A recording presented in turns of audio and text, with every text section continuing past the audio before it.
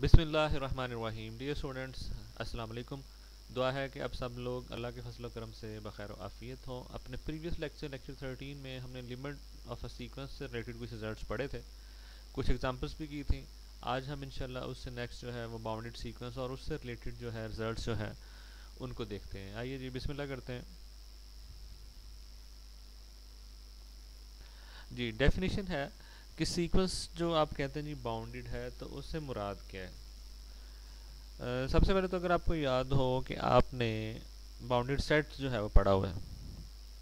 Bounded set क्या होता है जी कि हम क्योंकि रियल एनालिसिस की बात कर रहे हैं, तो आर के अंदर एक बाउंडेड सेट से मुराद क्या है कि रियल नंबर्स ऑफ कोर्स आप जब उन्हें लोकेट करते हैं तो वो जो रियल लाइन है उसके ऊपर आपको मिलेंगे। बाउंडेड सेट से मुराद क्या है कि आप उसकी निचली साइड पे लेफ़्ट साइड पे एक हाथ लगा सकें और एक राइट साइड से, ठीक है जी, कि ये इससे बाहर नहीं जाएंगे। और फिर वो जो दो आपने बाउंड्रीज लगाई हैं कि जी रियल नंबर जो इससे लेस नहीं हो सकते और इससे बड़े नहीं हो सकते, उनको एक करने के लिए आप क्या करते हैं जी, आप उनका मॉड ले लेते हैं। आप कहते हैं जी mods of real numbers does not exceed this, तो वो उनकी बाउंड होती है। जैसे यहाँ पे इसमें अगर आप देखें ना तो m लिखा है, तो सीक्वेंस ऑफ रियल नंबर्स जो है वो क्या होती है, वो भी कुछ रियल नंबर्स ही होते हैं, ठीक है। तो a sequence of real numbers is said to be bounded. Sequence of real numbers bounded कब होगी जी, अगर आपके पास एक पॉजिटिव रियल नंबर m मौजूद है, कि आप कहें जी कि जब मैं सीक्वेंस की जो टर्म्स हैं इनका मॉड लेता हूँ तो कभी भी इससे बड़े साइज का नहीं आएगा। फॉर एग्जांपल आप सीक्वेंस ऑफ रियल नंबर लेते हैं -1 की पावर n। अब उसकी टर्म्स क्या हैं जी, -1 1 -1 1 एंड सो ऑन, ठीक है जी। तो अगर मैं सीक्वेंस की टर्म्स का मॉड लूँ, they will never be greater than 1, they are less than equal to 1, ठीक है। Of course they are exactly equal to 1, तो उनके ऊपर एक बाउंड लगाई जा सकती है 1, कि इससे बड़े साइज की इसमें कभी कोई नहीं आएगी, ठीक है जी। और अनबाउंडेड सीक्वेंस, फॉर एग्जांपल मैं एक सीक्वेंस ऑफ रियल नंबर लेता हूँ 1 2 3 4 5 6 and so on, this is a sequence of real number. और इनके मॉड्स क्या होंगे जी, पहली वाली का मॉड 1, दूसरी का, क्योंकि पॉजिटिव रियल नंबर है तो मॉड सेंसलेस हो जाएगा, 2 3 4 सो ऑन, जो टर्म है वही उसका मॉड है। तो अब इसके ऊपर कोई ऐसा आप जो है वो बाउंड नहीं फिक्स कर सकते कि जी इसकी टर्म जो है इस नंबर से बड़ी टर्म नहीं आएगी, ठीक है जी, क्योंकि set of natural numbers unbounded है। आप जब भी कोई नेचुरल नंबर लेंगे उसमें 1 ऐड करेंगे, उससे बड़ा नंबर बन जाएगा एंड सो ऑन, चलता जाएगा काम। तो इसीलिए आपके पास ये सीक्वेंस जो है वो बाउंडेड नहीं होगी। तो बाउंडेड सीक्वेंस क्या होती है जी, आपके पास जैसे आप सीक्वेंस लेते हैं -1 की पावर n/n, तो ये सीक्वेंस क्या है जी, ये आपकी होगी -1 1/2, -1/3, और फिर 1/4, -1/5, 1/6 एंड सो ऑन, ठीक है जी। तो इस ये लिखते जाएं आप, इसमें कभी भी अगर इनके मॉड्स लेंगे तो they are less than equal to 1, कभी भी 1 से बड़ी इसमें टर्म जो है जिसका मॉड 1 से बड़ा हो नहीं आएगी। तो ऐसी सीक्वेंस को आप कह देते हैं बाउंडेड, कि जिसकी टर्म्स जो हैं उनके मॉड्स जो हैं किसी रियल नंबर से उनको आप जो है वो बाउंड कर सकें। जैसे यहाँ पे m गिवन है कि such that mods of all terms they are either less than m और इक्वल टू 1, m से बड़े साइज की उसमें अगर ऐसा m फाइंड किया जा सके, पॉसिबल हो ऐसा m फाइंड करना, तो फिर हम कहते हैं जी सीक्वेंस इज बाउंडेड, ठीक है। A sequence of real numbers, जो सीक्वेंस है x, is said to be bounded if there exist a positive real number m, capital जो लिखा हुआ है, सच दैट mods of all the terms of the sequence they are less than equal to m, ठीक है जी। all the terms की बात हो रही थी यहाँ पे, for all n जो है वो सेट ऑफ नेचुरल नंबर्स आ गया, ठीक है जी, सही। ओके, नेक्स्ट जो है आपके पास जो है, अब ये नीचे वाली लाइन में चल देख लेंगे आपके लिए। बेसिकली सीक्वेंस बाउंडेड कब होती है, अगर ये जो सेट है उसकी टर्म्स जिसमें लिख के आप सेट बनाते हैं, ये आपके पास एक bounded subset of real numbers बने, ठीक है जी। और bounded subset of real number उसको हमने पहले पढ़ा हुआ है, वो क्या होता है। अच्छा जी, a convergent sequence of real numbers is bounded, तो ये एक रिजल्ट है जो सीक्वेंस से रिलेटेड है, कि अगर कोई सीक्वेंस कन्वर्जेंट होगी तो वो बाउंडेड ज़रूर होगी। इसको हम इन अदर सेंस कि boundedness is necessary for a convergent sequence. कि ऐसा नहीं हो सकता कि आपको एक ऐसी सीक्वेंस मिल जाए जो अनबाउंडेड है और उसके साथ साथ कन्वर्जेंट है, ऐसा पॉसिबल नहीं है। जो भी सीक्वेंस बाउंडेड होगी इट इज़ ऑलवेज जो है आपके पास जो भी सीक्वेंस कन्वर्जेंट होगी it will be always bounded, converge to नहीं है। और उसकी बड़ी सादी सी एग्जांपल है -1 की पावर n। सीक्वेंस में क्या है जी, -1 1 -1 1, या पहले भी आपने एक और सीक्वेंस पढ़ी थी 0 2 0 2 0 2। अब -1 की पावर n लेते हैं, उसमें जब टर्म्स के मॉड लिए जाएंगे they will be exactly equal to 1, तो m की जगह आप उसमें 1 डाल सकते हैं कि mods of the sequence of the terms, अगर सीक्वेंस की टर्म जो है -1 की पावर n है, they are all less than equal to 1। ठीक है, बेसिकली तो एग्जैक्टली इक्वल टू 1 है, तो नोटेशन के लिहाज से we can write it m is equal to 1। तो इस लिहाज से वो बाउंडेड सीक्वेंस है लेकिन कन्वर्जेंट नहीं है। ऐसे ही आपने एक दूसरी सीक्वेंस जैसे पिछले ही लिटरेचर में कहीं पढ़ी थी 0 2 0 2 0 2, तो अगर उनके मॉड्स ऑफ सीक्वेंस लेते हैं तो they are less than equal to 2, एक बाउंड बनाई जा सकती है उसके लिए। ठीक है, एनीथिंग 2 और ग्रेटर जो है वो उसको बाउंड करेगी, तो आपके पास कन्वर्जेंट नहीं है। ठीक है, 0 2 0 2, जहाँ पे हमने के एप्सिलॉन गेम की भी बात की थी कि उसमें आपके पास इसको हमने पढ़ा था, ये कन्वर्जेंट नहीं है। तो बाउंडेडनेस जो है इन जनरल इम्प्लाई नहीं करती कन्वर्जेंस के। सीक्वेंस बाउंडेड देख के ये शोर मचा देना कि ये कन्वर्जेंट भी होगी, दिस इज नॉट ट्रू। कि आपके पास boundedness does not imply convergence.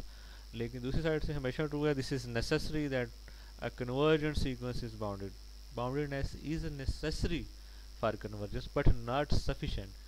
कि सिंपली बाउंडेडनेस का होना जो है किसी सीक्वेंस को कन्वर्जेंट नहीं कर देगा। ठीक है, लेकिन नेसेसरी ज़रूर है कि आपको ऐसी कोई सीक्वेंस नहीं मिल सकती कि जो कन्वर्जेंट भी हो और अनबाउंडेड भी हो। तो इस चीज़ को हम प्रूव करते हैं कि आपने एक सीक्वेंस ले ली जो कि कन्वर्जेंट है और ये उसकी लिमिट है। ठीक है, this is sequence x n which converges to x. तो कन्वर्जेंस की डेफिनेशन क्या थी जी, कि for every choice of epsilon, कोई भी एप्सिलॉन आपको चैलेंज गिवन हो, जैसे हमने वो के एप्सिलॉन गेम में पढ़ा था, तो आपने उसके अगेंस्ट एक बैरियर के जो था वो फाइंड करना था। ठीक है, तो इन पर्टिकुलर यहाँ पे क्या किया हमने एप्सिलॉन को एक पर्टिकुलर जो है वो शेप शक्ल दे दी है कि हमने क्या किया जी, एप्सिलॉन इज इक्वल टू 1। अगर वाकई सीक्वेंस जो है एक्स एंड एक्स को कन्वर्ज कर रही है तो इस एप्सिलॉन के अगेंस्ट भी आपके पास वो बैरियर मौजूद होगा के इज़ फॉर 1, दिस एप्सिलॉन के लिए है कि जब आपके टर्म्स के इंडिसेस जो है, नंबर जो है टर्म्स के, they are greater than equal to this k. ठीक है जी, जो कि यहाँ पे लिखा हुआ, तो आपके पास होगा क्या, difference of mod of the difference of x and x, this will be less than 1। ये कन्वर्जेंस की डेफिनेशन है। उसको हम एप्सिलॉन के लिए लिखते थे, यहाँ पे हमने एप्सिलॉन को 1 करके जो है वो लिख दिया हर जगह। ठीक है जी, इसको आप देख सकते हैं डेफिनेशन का देखने तो। अब बेसिकली हमने कन्वर्ज वो बाउंडेडनेस क्रिएट करनी, ये कोई ऐसी जो है बाउंड m बना के देनी है कि for all n from the set of natural number, जितनी भी टर्म्स है सीक्वेंस की, their mods are less than equal to that m। तो ये m हम ढूंढने की कोशिश कर रहे हैं जो बाउंड हो सीक्वेंस के लिए। ठीक है जी, तो हमने क्या किया जी, एक्स एन ले लिया और ट्राइंगल इनक्वालिटी लगाने के लिए उसमें x ऐड और सब्ट्रैक्ट कर दिया जी। ठीक है जी, सही। अच्छा जी, अब आपके पास यहाँ से हमने इसको स्प्लिट किया प्लस के साथ दो मॉड्स में, तो ये आपके पास ये जो इक्वालिटी थी वो कन्वर्ट होगी इनइक्वालिटी में। Now x n mod is less than equal to x n difference x का मॉड और प्लस मॉड ऑफ एक्स। ठीक है जी, अब ये आपको पता है दिस इज लेस देन 1। ठीक है, for all n greater than equal to k this is less than 1, तो इसकी जगह आपने लेस देन 1 कर दिया प्लस मॉड ऑफ एक्स। ठीक है जी, अच्छा ये कब है, इसके साथ ये कंडीशन है, this holds when n is greater than equal to k। जो आपके पास पीछे है 1 2 3 4 अप टू k माइनस 1, उनके लिए नहीं है, क्योंकि ये इक्वेशन का जो इनक्वालिटी जो है ये कब होल्ड करती है, जो कन्वर्जेंस की डेफिनेशन है लिमिट की, कि फॉर अ पर्टिकुलर एप्सिलॉन आपके पास एक बैरियर आएगा, वहाँ से ऑनवर्ड जो है ये इनक्वालिटी ट्रू होती है। तो जब आपने स्प्लिट किया ये आ गया, तो ये जो है वो लेस देन 1 कब होगा, for all those n which are starting from this barrier and onward n's are greater than equal to k, तो पीछे भी तो काफ़ी सारे हैं, x1 x2 x3 up to xn-1 sorry k-1, उनका जवाब भी देना पड़ेगा। तो उसके लिए क्या किया हमने, उन सारों को यहाँ पे उठा के रख लिया, x1 x2 up to xk-1। Onward की बात हो गई है कि ऑनवर्ड जो है आपके पास उन xn's जिनका n जो है वो greater than equal to k है, यानी कि यहाँ पे xk होगा, ये चीज़ ट्रू होगी, यहाँ पे xk+1 होगा, ये चीज़ ट्रू होगी। ठीक है जी, यानी कि xk+1 and so on, they are bounded by, इनके मॉड्स जो हैं they are bounded by 1 plus norm of x, ये एक रियल नंबर है तो ये सारी एक बाउंड बन जाएगा, और मॉड भी लगा हुआ है तो एक पॉजिटिव रियल नंबर बन जाएगा, mod of this real number plus 1। तो लेकिन ये बाउंड अभी निकली है for all n greater than equal to k, पीछे वाले जो हैं उनको भी साथ शामिल करना है हमने एक सीक्वेंस की बाउंड निकालने के लिए। तो हमने क्या किया, आपने जितने भी पीछे रह गए थे x1 उसका मॉड ले लिया, x2 उसका भी मॉड ले लिया, k एंड ऑनवर्ड ये चीज़ें आपके पास एडजस्ट हो चुकी हैं, तो xk-1 तक सबका मॉड ले लिया, और ये ऑनवर्ड वाली जो बाउंड थी उसको भी इसी सेट में डाल दी, यहाँ पे ये 1 प्लस मॉड ऑफ x वाली बाउंड यहाँ पे लगा दी। अब अगर यहाँ पे कोई बड़ा है तो वो इससे भी बड़ा होगा तो यहाँ पे आ जाएगा लेस देन, तो यानी कि ये भी उस बाउंड से बाउंडेड हो जाएंगे, और अगर ये उनसे बड़ा है तो फिर ये बाउंड बन जाएगा। तो इसलिए ये पूरा सेट बना के आपने इस सेट का सुप्रीमम ले लिया। जब इस सेट का आपने सुप्रीमम ले लिया जिसका नाम m है, तो of course m is being supremum, m is greater than equal to 1 plus x, तो यहाँ पे भी m इसको बाउंड कर रहा है, और इन सब का सुप्रीमम होने की वजह से इन सब के साथ भी यही रिलेशनशिप है। तो जब आप इनका सुप्रीमम लगाएंगे तो होगा क्या कि अब n कुछ भी ले लें, for all n from the set of natural numbers x n mods is less than equal to m, तो एक बाउंड आपने बना ली। ठीक है, कन्वर्जेंस की डेफिनेशन से जो इनफाइनाइट पार्ट था starting from k and onward, उसके लिए एक बाउंड निकाल ली, उसको भी यहाँ पे शामिल किया, जो रह गए थे k से पीछे वाले उनके अलग मॉड्स लिए, सबका सुप्रीमम ले लिया, उस सुप्रीमम को नाम m का दे दिया, and this will be the bound of the sequence. ठीक है जी, सही है।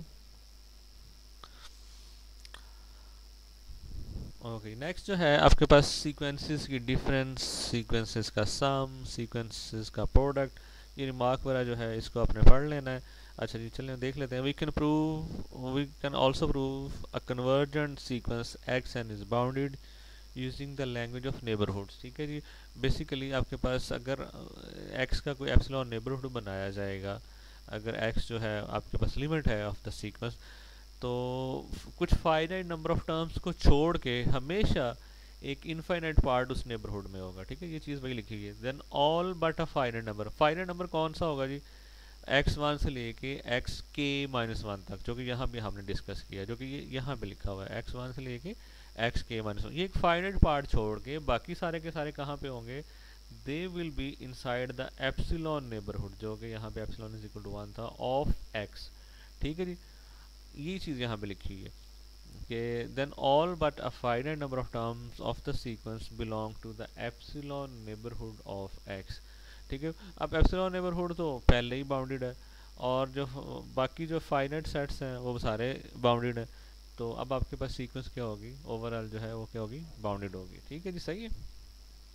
ओके, नेक्स्ट जो है वो सम ऑफ द सीक्वेंस है। आपके पास ऐसे दो सीक्वेंसेस हैं एक्स और वाई, तो सम ऑफ सीक्वेंसेस जो हैं उनसे मुराद क्या है, आप इनको टर्म वाइज ऐड कर दें। ठीक है, जब आप sequence x plus sequence y लिखते हैं, इट मीन्स दैट पहली टर्म में पहली ऐड होगी, दूसरी में दूसरी, तीसरी में तीसरी, एंड सो ऑन। जैसे 1 + 1 आपका 3/1 हो गया, 4 + 1/2, आप इसका जब एलसीएम लेंगे तो 9/2 बन जाएगा। ठीक है, ऐसे ही अब 6 + 1/3, तो 6 3s are 18 और +1 19/3 आ गया। ऐसे ही आप 2n, ये इवन नंबर्स चल रहे हैं और ये 1/n वाली है, तो इसकी nth टर्म जो है वो 2n है और इसकी nth टर्म 1/n है। तो जब इनका सम लिया जाएगा तो ये आ जाएगा 2n² + 1/n, एलसीएम ले लेंगे ना, 2n + 1/n जो है उसका एलसीएम n हो गया, तो ऊपर आ गया 2n² + 1/n। तो इस तरह से ही आपको ऐसे ही आप कोई सी दो सीक्वेंसेस जो है उनका डिफरेंस लिख सकते हैं, term wise difference. x - y का मतलब क्या है जी, इसकी टर्म्स में से ये वाली निकालते जाएं। ठीक है जी, ऐसे ही जो है टर्म वाइज प्रोडक्ट है, प्रोडक्ट सीक्वेंस बन गई। Scalar multiple of a sequence, पूरी सीक्वेंस को किसी स्केलर से मल्टीप्लाई कर दी, जैसे ये है x है 3x क्या होगा 6 12 18 6n। ऐसे ही अगर आपके पास किसी सीक्वेंस की सारी टर्म्स नॉन जीरोज हैं, इसके साथ कंडीशन है कि अगर आपके पास y जो है उसमें कहीं जीरो सीक्वेंस नहीं है, तो ये क्वोशंट वाली सीक्वेंस x और y क्या होगी टर्म वाइज इनके क्वोशंट्स, जैसे 2/1, 2/1/2 जो कि आपके पास सॉरी 4/1/2 जो कि आपके पास 8 हो गई, 6/1/3 जो कि 18 हो गई, और 2n/1/n 2n स्क्वायर, ठीक है जी ये आपके पास। और इसमें कंडीशन ये है कि इसमें जीरो कोई ना हो, ठीक है जी। अच्छा, अब इसमें वो वही बात कर रहा है कि अगर आपके पास ये सीक्वेंस z है जिसमें जीरोस भी शामिल हैं, ठीक है जी, तो आप x प्लस जी बना सकते हैं, x माइनस जी बना सकते हैं, प्रोडक्ट भी बना सकते हैं, but x over z is not defined because आपके पास ये जीरो पे डिवीजन आ गई, ठीक है। x ओवर z आपने 2 को 0 पे डिवाइड करना है, फिर यहाँ पे तीसरे नंबर पे भी 0 है, अब आपने क्या करना है 6 को 0 पे डिवाइड करना है, तो अब क्वोशंट वाली सीक्वेंस जो है ये डिफाइंड नहीं है, इसलिए साथ की कंडीशन होगी कि जब आपने क्वोशंट बनाना है तो आपके पास जिस सीक्वेंस से नीचे आना है उसकी all terms are non zero, ठीक है जी। जैसे यहाँ पे y है तो उसमें कहीं ज़ीरो टर्म जो है वो नहीं होनी चाहिए, कोई टर्म ज़ीरो नहीं होनी चाहिए, ठीक है जी। अच्छा, नेक्स्ट जो है अब आपके पास थ्योरम है 3.2.3। आपके पास फॉर एग्जांपल x और y जो है सीक्वेंसेस ऑफ रियल नंबर्स हैं और दोनों कन्वर्जेंट है, x कन्वर्ज कर रही है स्मॉल x को, जो सीक्वेंस y है वो कन्वर्ज कर रही है स्मॉल y को, ठीक है जी। और c जो है कोई और रियल नंबर है, तो अब हम प्रूव करेंगे कि sum of the sequences, difference of the sequence, scalar multiple of the convergent sequence और product of the convergent sequences वो क्या आते हैं, ठीक है जी। अच्छा, then the sequences sum of x and y, difference of x and y, product of x and y and scalar multiple of x, ये किसको कन्वर्ज कर रहे हैं जी, x प्लस वाई कन्वर्ज करेगी limit of x plus limit of y, जैसे कि small x और स्मॉल y। डिफरेंस वाली किसको कन्वर्ज करेगी जी, डिफरेंस ऑफ द लिमिट्स को। प्रोडक्ट वाली सीक्वेंस जो है वो कन्वर्ज करेगी product of the limits of the individual sequences. और constant multiple, scalar multiple of x जो है सीक्वेंस, वो scalar multiple of the limit को कन्वर्ज करेगी, ठीक है जी।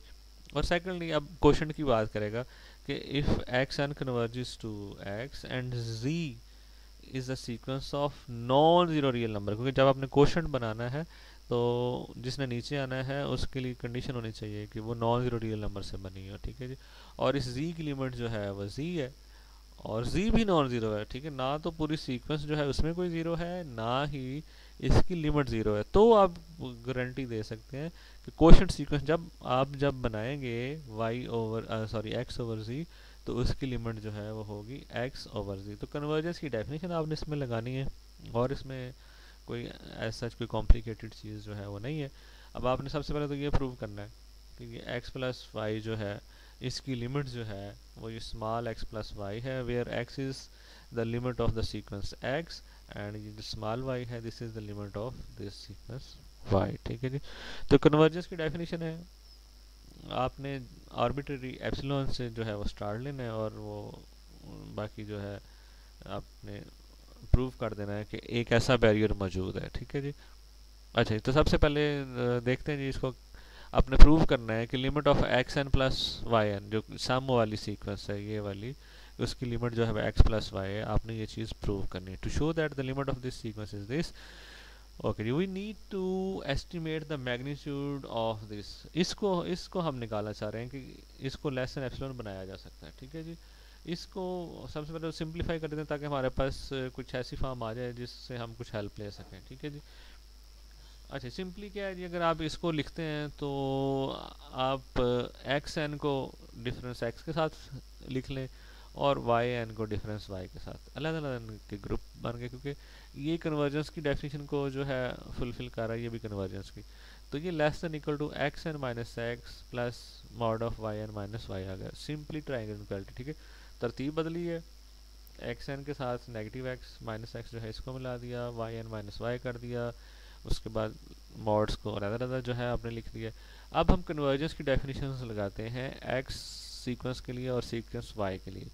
ओके जी, now if epsilon greater than is equal to epsilon greater than 0 जो है वो गिवन है, तो बेसिकली है क्या, अब आपके पास एक्स एन एक्स को कन्वर्ज कर रही है, वाई एन वाई को कन्वर्ज कर रही है, तो एक्स एन के लिए एक आपके पास बैरियर होगा, और ऐसे ही जो है वो दूसरी सीक्वेंस जो है वाई एन उसके लिए भी बैरियर होगा, कि एक बैरियर जो है वो के वन ऐसा एग्जिस्ट करता है कि जब सीक्वेंस एक्स जो है उसके जो इंडिसेस हैं they are greater than equal to k one, तो कन्वर्जेंस की डेफिनेशन है सिंपली, इसको आप बुक में से देख सकते हैं, तो एक्स एन माइनस एक्स जो है ये लेस देन होगा एप्सिलॉन ओवर टू। ये एप्सिलॉन ओवर टू जो है हर एप्सिलॉन के अगेंस्ट जो है ये इनक्वालिटी होल्ड करती होती, आपने एक आर्बिट्रेरी एप्सिलॉन लिया, आपने उसका हाफ करके एक नया एप्सिलॉन बना लिया, तो उसके लिए ये बैरियर है आपके पास के वन। बेसिकली इसको हाफ करने की जो हमें ज़रूरत ये पड़ी है ताकि एंड पे ऐड हो गई ये पूरा एप्सिलॉन बन जाए। ऐसे ही अब आपके पास वाई एन वाई को कन्वर्ज कर रही है, तो उसके against depending upon this epsilon अगर इसको मैं हाफ करूं तो एक बैरियर के टू मौजूद होगा, जब सीक्वेंस वाई एन जो है उसकी टर्म्स के number they are greater than equal to k two, then y n difference y जो है mod this is less than epsilon over two हो गया। ठीक है जी। अच्छा, फिर हमने ये पहले भी डिस्कस किया था कि अगर मैं इन दोनों में से ग्रेटर ले लूँ, दो बैरियर्स में से एक के टू है एक के वन, तो दोनों चीज़ें इकट्ठी होल्ड करेंगी, एक्स एन माइनस एक्स भी less than epsilon by two होगा और वाई एन माइनस वाई भी less than epsilon by two होगा। यही उसने किया कि के एप्सिलॉन क्या है जी, बेसिकली यहाँ पे जो यानी कि मैक्सिमम लिख देना काफ़ी होता है या ग्रेटर ऑफ दीज होता है। ठीक है, तो अगर आपके पास एक फाइनाइट सेट है तो उसका सुप्रीमम जो है इज इट्स मिनिमम मैक्सिमम। ठीक है, तो मैक्सिमम कह सकते हैं। ठीक है, सुप्रीमम जो है लिखना वो ज़रूरी नहीं है, यहाँ पे सिंपली इन दोनों में से जो ग्रेटर है which ever is the maximum of, तो उस बैरियर को उसने किया एप्सिलॉन कह दिया। इसका हमें फ़ायदा क्या है, दोनों इनक्वालिटी साइमल्टेनियसली होल्ड करेंगे, ये जो ऊपर आपने बनाई थी ये वाली। ठीक है, तो ये आपने यहाँ पे प्रूव कर दिया था कि x n plus y n minus x plus y का मॉड जो है वो लेस देन दिस है, ये लिख लिया। अब ये क्या है जी, ये आपने बताया हुआ है less than epsilon by two है यहाँ पे। ठीक है जी, आगे ऐसे ही आपके पास ये दूसरी जो है वो less than epsilon by two है। क्यों, आप दोनों इकट्ठी इसलिए होल्ड कर रही हैं कि हमने दोनों बैरियर्स जो हैं उनमें से बड़े वाला रख लिया, तो ये एप्सिलॉन आ गया। इसका मतलब क्या हो गया कि x n plus y n जो है कन्वर्ज कर रही है एक्स प्लस वाई को। ठीक है जी, सही है, ये चीज़ आ गई। अच्छा जी, ऐसे ही आप नेगेटिव वाई के लिए सिमिलरली बिल्कुल लिख सकते हैं। ठीक है जी, बिल्कुल आपने ऐसे ही शुरू करना है, यहाँ पे नेगेटिव लगा दें, यहाँ पे नेगेटिव लगा दें। ठीक है जी, और कुछ नहीं करना, x n minus y n है और यहाँ पे एक्स माइनस वाई है, तो जब आप इनको मिलाएंगे तो यहाँ पे आपके पास आ जाएगा एक्स एन माइनस एक्स, और यहाँ पे आपके पास नेगेटिव कॉमन निकाल लें, यहाँ पे आपके पास आ जाएगा वाई एन और माइनस वाई। ठीक है, जब आप उसमें से नेगेटिव कॉमन निकाल लेंगे तो, क्योंकि ये पहले पॉजिटिव हो चुका होगा ना अपने अंदर वाली वजह, तो दोबारा से आप उसको मॉड लगा सकते हैं, मॉड के अंदर से दोबारा आएगा यही रिजल्ट, क्योंकि इसका जो नेगेटिव है मॉड की वजह से जो है आपका अब्जॉर्ब हो जाएगा। अब आपने प्रूव करना है कि अगर सीक्वेंस जो है एक्स को कन्वर्ज कर रही हो, वाई जो है वो वाई को कन्वर्ज कर रही हो, तो प्रोडक्ट सीक्वेंस जो है जो टर्म वाइज उनको मल्टीप्लाई करने से आ रही है। ठीक है जी, जैसे आपके पास ये है x y, this sequence converges to product of the limits x y, तो उसके लिए सबसे पहले तो आपने इसको थोड़ा सा सिंप्लीफाई कर लेना है कि ये क्या आता है। ठीक है जी, x n y n minus x y. ठीक है जी, आपने इसमें कुछ भी एक के साथ एन लगा के और एक बगैर एन के, जैसे एक्स एन एक्स, ठीक है, या एक्स वाई एन, अगर एक्स वाले के साथ एन लगाया तो वाई वैसे, अगर वाई के साथ एन लगाना तो एक्स वैसे, वो ऐड और सब्ट्रैक्ट किया, दो ग्रुप्स बना लिए, एक में एक एन वाला कॉमन निकलाएगा, हो सकता है जब आप दूसरा ऐड सब्ट्रैक्ट करें तो वाई एन वाला कॉमन निकल रहा हो, जैसे यहाँ पे एक्स एन निकला, और एक में से बगैर एन वाला कॉमन निकलेगा। ठीक है, आप जब दूसरा पेयर लगाएंगे तो हो सकता है यहाँ से एक्स निकला है, उससे परेशान नहीं होना, आप इसको किसी भी तरह कर सकते हैं। ठीक है जी, तो ये लेस देन इक्वल टू हो गया और ये ट्राइंगल इनक्वालिटी लग गई, आपने दो मॉड्स अलग अलग कर दिए। ठीक है जी, अब हमने कन्वर्जेंस की डेफिनेशन लगानी है, उसके लिए ये चीज़ आपके पास एग्जिस्ट करेगी less than something epsilon for a certain barrier over n. ठीक है जी, ऐसे एन के ऊपर यहाँ भी एक बैरियर आएगा और ये चीज़ less than epsilon over something होगी, लेकिन हम इनसे जान छुड़ाना चाह रहे हैं, ये जो वाई का मॉड लगा हुआ है और ये एक्स एन का मॉड लगा हुआ है, अब x हमने क्या करना है, यहाँ पे अब ऐसा कुछ लिखना है कि एप्सिलॉन ओवर समथिंग हो, ताकि इसका मसला हल हो जाए। ऐसे ही इसको भी less than epsilon over something बनाना है। तो हमने क्या किया, एक्स एन क्योंकि कन्वर्जेंट सीक्वेंस थी तो ये बाउंडेड हो गई, अभी आपने प्रूव किया। तो आपके पास एक रियल नंबर m1 है जो कि आपकी सीक्वेंस x को बाउंड कर रहा है। ऐसे ही ये इटसेल्फ जो है एक रियल नंबर है, उसका मॉड हमने क्या किया, इनसे बड़ा एक जो है, जो भी लार्जर है इन दोनों में से, सीक्वेंस x की जो है वो बाउंड और y का मॉड, इनमें से जो भी लार्जर है उसको m का नाम दे दिया। ठीक है जी, सही है। अब आपके पास क्या हो गया, this is less than equal to m।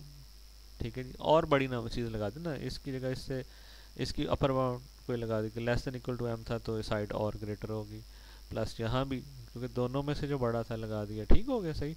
तो अब जो है आप एप्सिलॉन के अगेंस्ट एक नया एप्सिलॉन बना सकते हैं, एप्सिलॉन ओवर m, ताकि जब आप इनक्वालिटी कन्वर्जेंस वाली यूज़ करें ये एप्सिलॉन नीचे वाले m से कैंसिल हो जाए। ठीक है जी।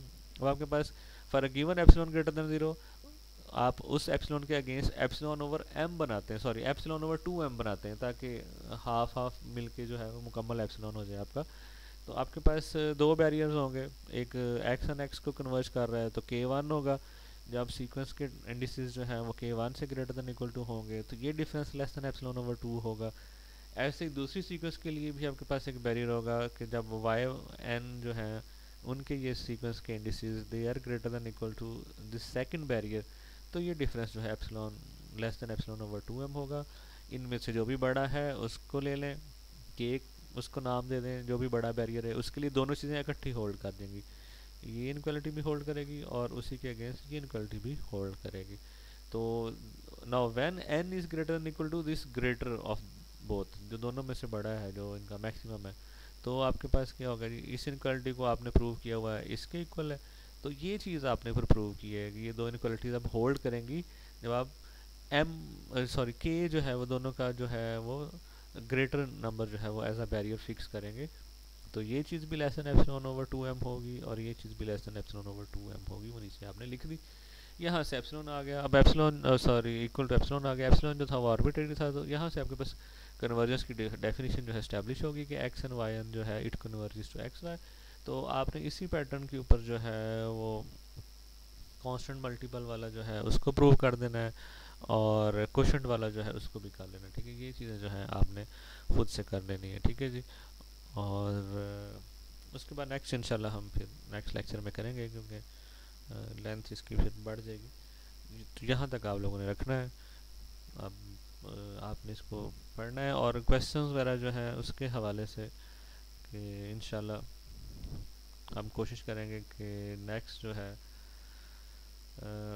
फ्राइडे, जो कमिंग फ्राइडे है, उसको भी हम कुछ आधा आधा घंटा जो है वो ऑनलाइन कोई सेशन रखेंगे इंशाल्लाह। थोड़े से वो इसको ज़हन में रखिएगा, अवेलेबल रहिएगा। क्वेश्चन जो है उसमें आपने इसको पढ़ना है और पढ़ के क्वेश्चन पूछना है। ठीक है जी। क्वेश्चन ये नहीं है जी कि फला लेक्चर समझ नहीं आया, this is stupid question, lecture समझ नहीं आया इज़ नॉट अ क्वेश्चन। आप पूछेंगे कि फला जगह पे ये जो आपने लेस देन इसको m किया है, क्यों किया है, ठीक है, या ये जो इनक्वालिटी बनी है कैसे बनी, this is a question, this is a sensible question. बल्कि क्वेश्चन ही यही होता है, ये अगर नहीं मुझे लेक्चर 14 जो है वो समझ नहीं आया, या लेक्चर 12 समझ नहीं आया, या थ्योरम नंबर फलां समझ नहीं आया, या कुछ और, तो this is not a question. ये अपना भी और दूसरों का टाइम वेस्ट करने वाली बात होगी। इसको पढ़िएगा, अंडरस्टैंड कीजिएगा, डेफिनेशन जो है वो सारी समझेंगे तो आगे जो है आप काम चला सकेंगे। और उसके बाद फिर टू द पॉइंट क्वेश्चंस। ठीक है जी। टाइम जो है अपना भी बचाइए और दूसरों का भी। और इंशाल्लाह, और इसके अलावा अब ये नहीं कि सिर्फ फ्राइडे को आपने, फ्राइडे को लेक्चर अलहदा होगा और ये क्वेश्चन के लिए जो ऑनलाइन होगा आपका सेशन लाइव वो एक्स्ट्रा चीज़ है, लेक्चर्स अलहदा से आपको मिल जाएंगे। आप उस दौरान व्हाट्सएप के ऊपर जैसे आप पहले हैं, कोई भी क्वेश्चन अगर आप लेक्चर सुनते हैं, कन्फ्यूजन है तो वो पूछ सकते हैं। और कोशिश करें कि इस फ्राइडे तक आप सारे लेक्चर्स जो हैं, जो इसके बाद एक और भी होगा इंशाल्लाह लेक्चर 15, वो सारे आप सुन के तो फिर अपनी अंडरस्टैंडिंग डेवलप करके फिर कोई सेंसिबल क्वेश्चन जो पूछें, बगैर पढ़े बगैर सुने जो है वो बिल्कुल कोई बोंगी शोंगी नहीं मारनी। ठीक है जी। ओके जी, मेहनत करें, अल्लाह आपको कामयाब करें। अल्लाह हाफिज़।